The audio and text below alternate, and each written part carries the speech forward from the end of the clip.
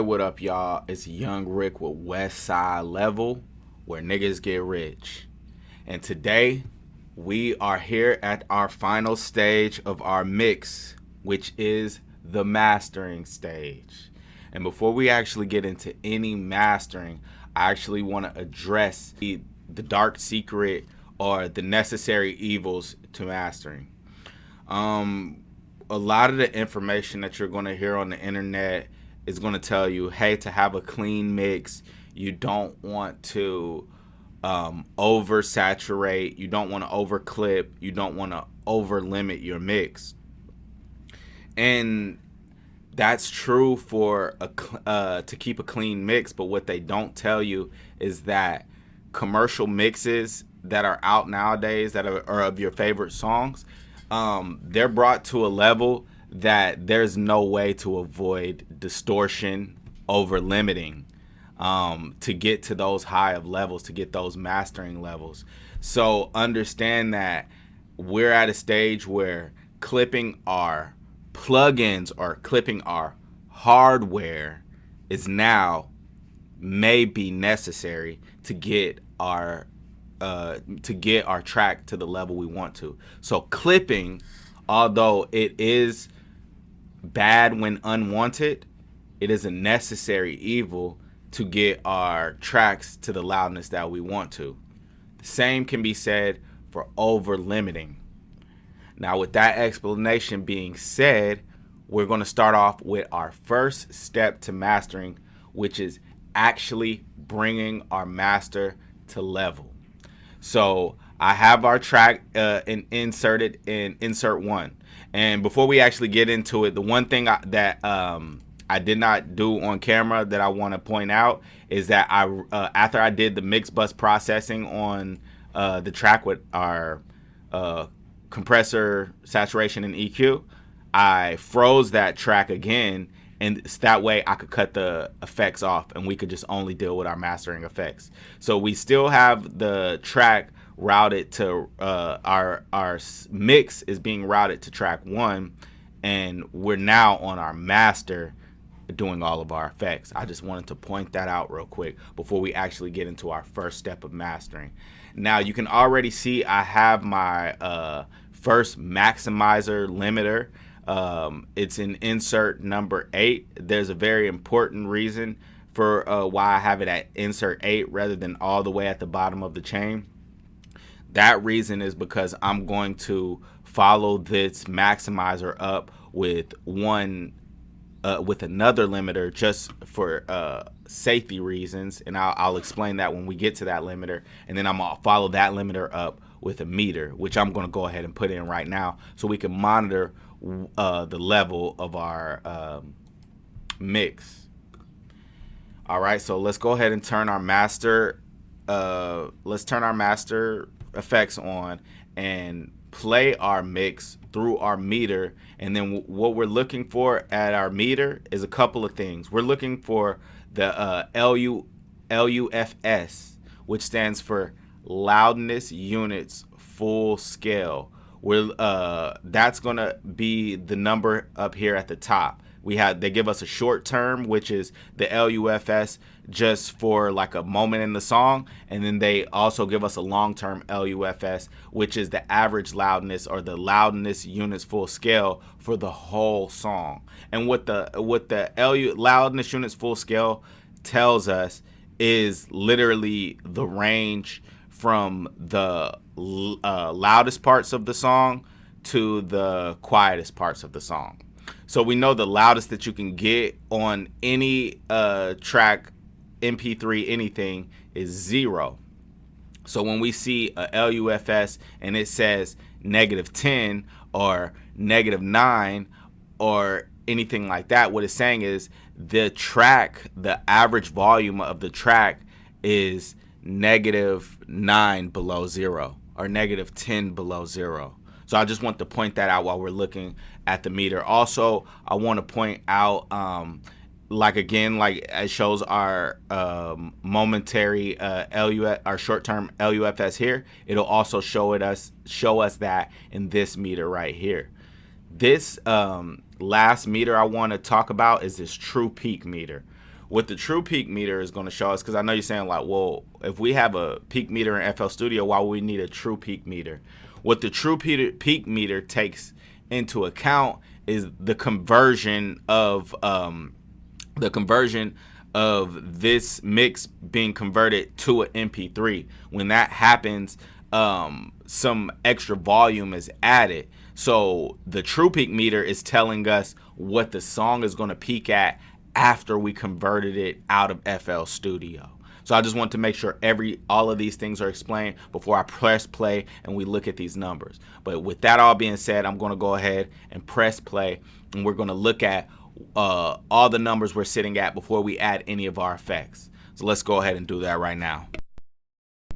Forgive me, I'm going to highlight the loudest parts of the song. That way we can just focus on mastering our song. Go right back to the hook. Bricks on the keys and the kick. Don't throw that pass, it's getting. Okay, now we're going to go ahead and monitor our mix. Bricks on the keys and the kick. Don't throw that pass, it's getting picked off. I ain't tryna buy a deuce with the brick cost. I'm in this Benz acting up, I know they pissed off. I told Rick, drop a beat, I'm finna shit talk. Don't throw that pass. All right, after taking a quick look at our meter, we can see that the LUFS we're sitting at is -23, and the average peak meter is sitting at, our song is true peak meter, I'm sorry, is sitting at -10. So what is our goal for mastering in terms of this song? What is my goal for mastering? I'm going to try to go ahead and get our mix to a level, LUFS level of -10. Why am I choosing -10?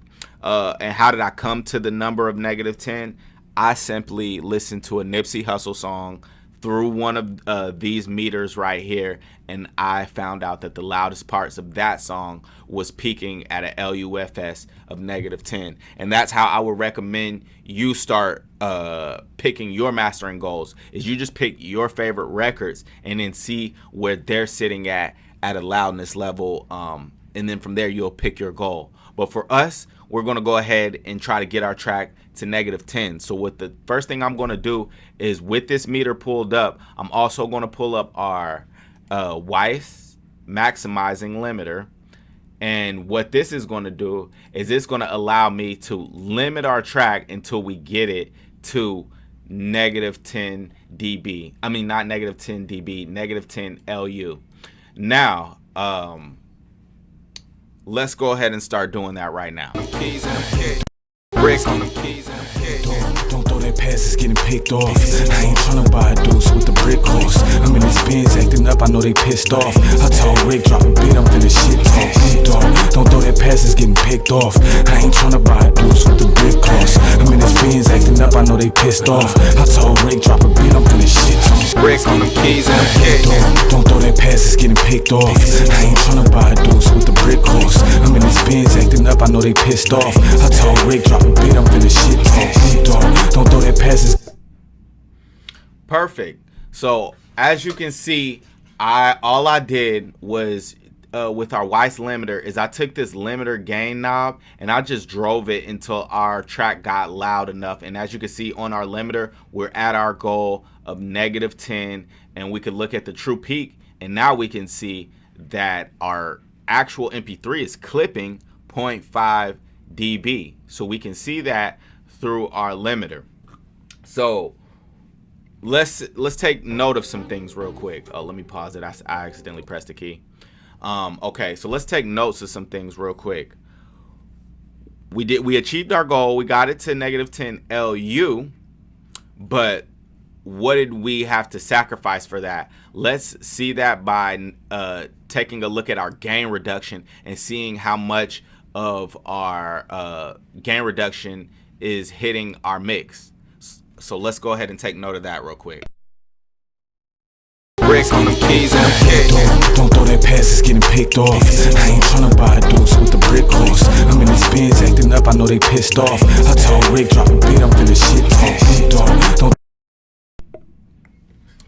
Okay, and as you can see, because we've done such a good job with the mix, with our balancing, with our compression and everything like that, we didn't even need that much gain reduction to get us to a LUFS of -10.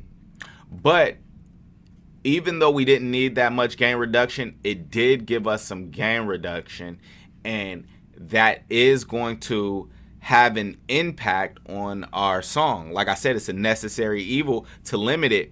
But one thing about mastering is once we do these limiting and it causes these artifacts, because what gain reduction is going to ultimately do to our submix is it's going to start eating our dynamics. And the loudest instrument in our mix is our kick drum and our 808. So that's what's going to start to be getting eaten first.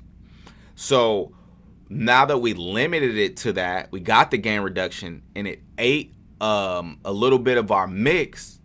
What I'm going to do is take note of that. I'm gonna keep note of that. Also, another problem that came up when we brought our level to 10 is that now we're clipping. We can tell by our true P meter that we're actually clipping, and this isn't the type of clipping that we want, to where we're clipping our plugins or our high quality units. This is FL Studio clipping now, so we want to prevent that. What I'm going to do to prevent the clipping is in this Weiss limiter where it says the output trim. That's going to set a ceiling for us, basically saying like don't go past this number. So we know that 0 is the highest number. I'm going to go ahead and pick, we can go as loud as 0.3. That's right before 0. So that's going to just give us some protection. And let's take a look at the meter now as we play it with that ceiling on there and see if we're clipping still. Bricks on the keys and the kick. Don't throw that pass, it's getting picked off. I ain't tryna buy a deuce with the brick cost. I'm in this Benz acting up, I know they pissed off. I told Rick, drop a beat, I'm finna shit talk. Dog, don't throw that pass, it's getting picked off. I ain't tryna buy it. Alright, so as you can see, our output trim on our output trim on our limiter helped a little bit. Now instead of clipping 0.5, now we're only clipping 0.2. But I feel like we can get it to where we're not clipping through our true peak. So let's go ahead and do that. I'm going to go ahead and get rid of our maximizer now. And now to add some extra protection, we're just going to add another limiter in here. Now, let's talk about a couple of things before we start setting our output ceiling and doing protection. I want to fix our attention on this section where my mouse is circling around. And specifically, I want to point out dither. The reason why I'm adding the second limiter is not to get loudness now. We got all of that out of our first limiter. The second limiter is simply we're going to do one thing, which is add another output ceiling so we can help some of that true peak go down. But also, we're going to add dither. Now, what is dither? Dither is actually a type of distortion that the limiter adds to the mix to prevent, it sounds crazy, but to prevent an unwanted distortion. Because like how I said, when that conversion from going from an actual mix in a digital audio workstation to an MP3, that can cause things like level boost, distortion, and everything. So what dither is going to do is add its own personal distortion. That way, when it converts to MP3, there is no other distortion added to it. So that's why I'm going to go ahead and add dither, and we're going to go ahead and use the type 1. Now let's go ahead and set our output limiter on this L2 limiter. I'm sorry, our output ceiling. Bricks on the keys and the kick. Don't throw that pass, it's getting picked off. I ain't tryna buy a deuce with the brick cost. I'm in this Benz acting up, I know they pissed off. I told Rick, drop a beat, I'm finna shit talk. Dog, don't throw that pass, it's getting picked off. I ain't All right, and not only did I set our output ceiling, but I also pushed our threshold down a little bit just to get a little bit more loudness out and a little bit more evenness in our track. So now that we go ahead and set our L2 limiter, let's go ahead and take a look back at our meter, and specifically this true peak section right here. Bricks on the keys and the kick. Don't throw that pass, it's getting picked off. I ain't tryna buy a deuce with the brick cost. I'm in this Benz acting up, I know they pissed off. I told Rick, drop a beat, I'm finna shit talk. Don't throw that pass. All right, so we can see we're getting somewhere, we're getting some results, but we're still clipping due to the meter. Now, when you've already added 2 limiters and you're still clipping on the meter, what this meter actually adds to it is a true peak limiter on it. So this isn't just a meter, it has a true peak limiter. That way we don't have any clipping. And because when I reset it, it's still, we can look at our true peak meter and it's still clipping. Bricks on the keys and the kick. Don't throw that pass, it's getting picked off. I ain't tryna buy a deuce with the brick cost. I'm just gonna go ahead and turn this true peak meter on, and as you can see, our clipping problem is completely over. Bricks on the keys and go ahead and play that for you again. So I'm gonna go ahead and when I play this, pay attention to this section right here. This is showing how much more gain reduction we needed to actually get this mix to not clip. Bricks on the keys and the kick. Don't throw that pass, it's getting picked off. I ain't tryna buy a deuce with the brick cost. I'm in this Benz acting up, I know they pissed off. I told Rick, drop a beat, I'm finna shit talk. Don't throw that pass, it's getting picked off. All right, perfect. Now we've gotten our mix completely to level. But does that mean we're done? No, there's still things we can do, because like how I said, because we've done these necessary evils and we've done so much limiting to bring our track to level, it caused negative artifacts in our mix. It pretty much start tarnishing our balance. So the first thing we're going to do to kind of bring back the balance of our mix is now we're going to go ahead and use our mastering EQ.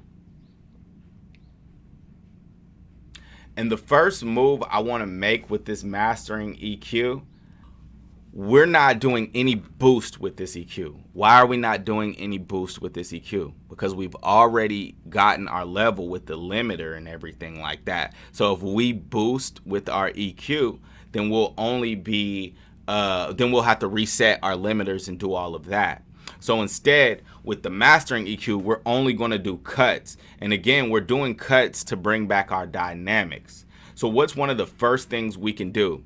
Well, like how I've stated before, the first thing that our limiter ate was our low end. So to bring our low end back, I'm going to actually use a high shelf. And let me show you how I do that. I'm going to start off by creating this high shelf, and with the high shelf I'm going to use this monitor button so I only hear my shelf, and I'm going to basically get rid of the kick and the bass with this high shelf. I'm going to try to make it to where I barely hear the kick. So let's go ahead and do that. Bricks on the keys and the kick. Don't throw that pass, it's getting picked off. I ain't tryna buy a deuce with the brick cost. I'm in this Benz acting up, I know they pissed off. I told Rick, drop a beat, I'm finna shit talk. Don't throw that pass, it's getting picked off. I ain't tryna buy a deuce with the brick cost. I'm in this Benz acting up, I know they pissed off. I told Rick, drop a beat, I'm finna shit talk. Bricks on the keys. All right, so I have it at around 2,300 hertz on this high shelf right there. I could still hear our kick, but it's kind of it's weak enough to where I'm like, all right, we could leave it there. So now with this high shelf, what I'm going to do is I'm going to, like I said, we're not doing any boost. I'm going to knock it down by 1 dB. And when I'm doing mastering, this is a very subtle art. So you don't want to be doing like 3 dB cuts or 2 dB cuts. I'm literally just moving in increments of 1 dB. All right, so let's go ahead and do a quick A/B of without our shelf and with our shelf. So this is without our high shelf. Bricks on the keys and the kick. Don't throw that pass, it's getting picked off. I ain't tryna buy a deuce with the brick cost. I'm in these bins acting up, I know they pissed off. I told Rick, drop a beat, I'm finna shit talk. Here's the mix with our high shelf cut. Bricks on the keys and the kick. Don't throw that pass, it's getting picked off. I ain't tryna buy a deuce with the brick cost. I'm in these bins acting up, I know they pissed off. I told Rick, drop a beat, I'm finna shit talk. And as you can see, our our mix, the low end on our mix got a lot bigger with that high shelf cut. So that was doing a cut was a way of bringing back dynamics to our mix because we destroyed it with our limiter. Remember, mastering is all about kind of retaining that balance and bringing the track to level in the most transparent way. So I just kind of want to go ahead and do that. Now, the next thing I'm going to go ahead and do with this EQ is I'm going to do a low shelf on some of the low subs of our mix. Why am I doing a low shelf on some of the low subs of our mix? On the sub of our mix? Well, the reason being is for two reasons. The one, sub bass is the number one thing that eats up limiters very fast. So the less sub you have, the more room a limiter has to push the rest of your mix, which is more audible, which will make your mix more louder.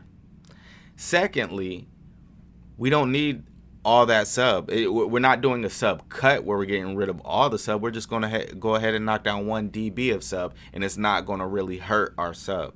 So what I'm going to go ahead and do is take a low shelf filter right here, go fishing around real quick, and what I'm listening for when I'm fishing around with this low shelf is I pretty much don't want to hear anything that's audible. I want to hear everything that just sounds like almost barely hear. I could barely hear it. Let's go ahead and search. All right, so after doing a little fishing around, I noticed around 20 hertz, I could barely hear anything. So what I'm going to go ahead and do is just knock down our low shelf, set at 20 hertz, just 1 decimal. All right, so let's go ahead and do a quick A and B real quick. This is without our EQ curve. Bricks on the keys and the kick. Don't throw that pass, it's getting picked off. I ain't tryna buy a deuce with the brick cost. I'm in these bins acting up, I know they pissed off. I told Rick, drop a beat, I'm finna shit talk. This is with our EQ curve. Bricks on the keys and the kick. Don't throw that pass, it's getting picked off. I ain't tryna buy a deuce with the brick cost. I'm in these bins acting up, I know they pissed off. I told Rick, drop a beat, I'm finna shit talk. Don't throw that pass, it's getting picked off. And as you can see, listening before and after, without our EQ curve, the mix sounds kind of flat. Everything, there's no real impact to it. But when we add our EQ to it, it all of a sudden gets a lot more punchy. And this is how a lot of people, because this is one of the questions that a lot of people have is, how do I get my tracks loud and punchy? EQ is a very big part of it. Mastering EQ is a very big part of it. Basically, after I've done all of my limiting, I added my master EQ. This is me being done with mastering. I know a lot of people think, oh, mastering is a very intricate thing, and it definitely can be. But for the most part, if you like the balance of the mix, you mastering it is just going to be you bringing it to level and just correcting certain errors. Now, here's to be said about the mix. Let's hypothetically say you go ahead and export this mix out, you send it to the client, and they want some changes to it. This always happens, and I always offer 3 revisions for my clients. This is how easy it is to navigate back to the session. You never have to go back to this part of the session where where we first started. Because remember, you froze your tracks, you froze your balance, and you froze everything. So let's hypothetically say, all right, they need changes or something like that. It's as simple as turning off the master effects, muting everything is set but the mix, the tracks, the froze tracks in the mix, mute the sub mix, and then everything's being played right here. You could turn your effects back on the sub mix. You don't have to turn your effects on right here because everything's frozen.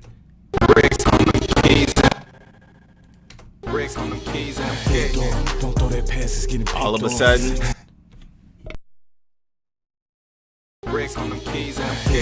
don't throw that pass, it's getting picked off. I ain't tryna buy a deuce with the brick cost. and all of a sudden now you have your mix back and you can make any changes, add telephone effects, turn things down, do whatever you need to do. And that is the tutorial for today. Like how I say always, if you've become an advanced engineer, which you have became, if you are getting better at what you do, go ahead, give me a like, a subscribe, comment your questions, and I will answer. Y'all be smooth. Thank you for all the support and all of the interest. Gone.